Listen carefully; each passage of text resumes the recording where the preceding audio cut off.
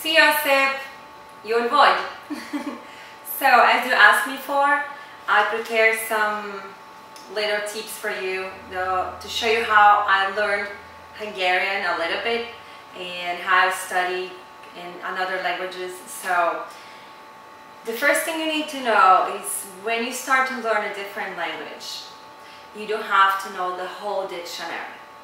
Okay, it sometimes freaks people out that they need to learn all those words, like 300,000 words, like 1,500. No, you actually need only 1,500 words in order to have a very nice conversation. This is where I start. Okay, you can start with the basic words, and in another video I explain you how, which words you're going to learn first. But 1,500 words, they are more than enough for you to keep conversations for hours and hours, okay? So, that is something important that you can use on your dictionary, not just the meaning of the words, but it calls International Phonetic Alphabet.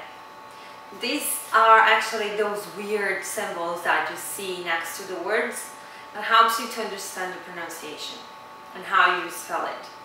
The thing is, do you need to remember and memorize all of the symbols? Of course not. And that's how I make like a difference in the way I study. I create my own international dictionary based on the words, on the sounds that I already know.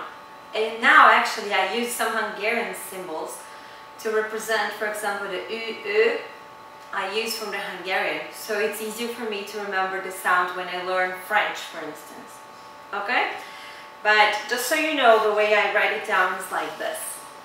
This is how I take notes. So every new word, it goes either in black or blue, because these are the most common colors you're going to find in pens. In Brazil we use the blue, so it's different from documents, so we know if it's original document because it's signed in blue. Here in the United States is black, and they won't accept any document signed in black. But I always use black or blue to write down in capital letters the new word I'm learning. So in red colors, you see these, I don't even know how to call this symbol. This is from mathematics, okay? I use this symbol because in the dictionary you're going to see those little bars. I don't remember the name either, I don't care. The thing is, I use this because I know every time I say this symbol is how I'm supposed to say the word. This is how I say it. It's not an explanation, it's not I'm not describing something, it's how I'm supposed to pronounce. And yes, I use it in red. The reason why I'm using red is because it keeps better in your memory. It helps you to memorize faster, okay? That's for a reason that some places such as McDonald's, for example, they use the yellow and the red. That is the reason for that. The same reason as I use the red for memorizing better how I'm supposed to say it. Here, as you can see, I wrote in pencil, and it's the translation. The translation, why? You can barely see it from that, right? That's the point. You don't need to see this. This is just a reminder. This is just so you can cheat when you forget. Okay, but the idea is that you don't even remember this in the end. You need to remember this and this. Most important is how you say it. Why? There are tons, millions, tons of people here in the US that they can speak fluent English, but they don't know how to read or write. So this really matters? How? This is the most important thing. The same thing in Hungary. For sure, a lot of Hungarians don't even know how to spell it. Let's face it, Hungarian is not the easiest language in the world, right? And tudom. That. The thing is, so this is the most important thing for now.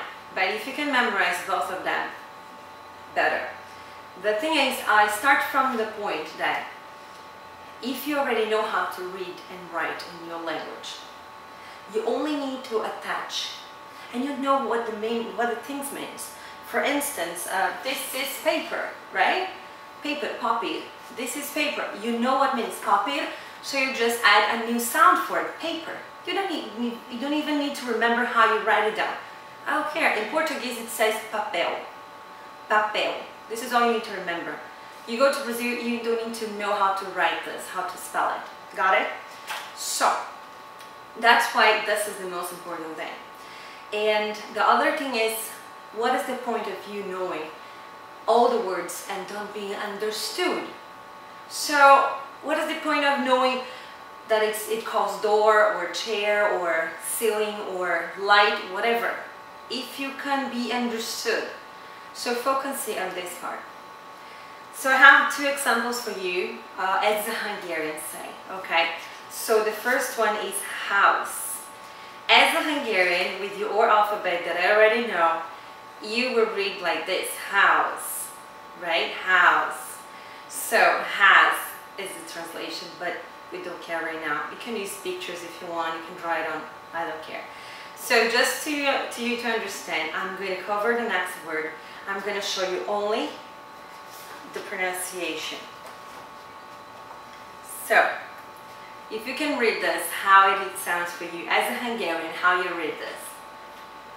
Children, children, isn't it? Children, children. Exactly, and this is how you write it down, children.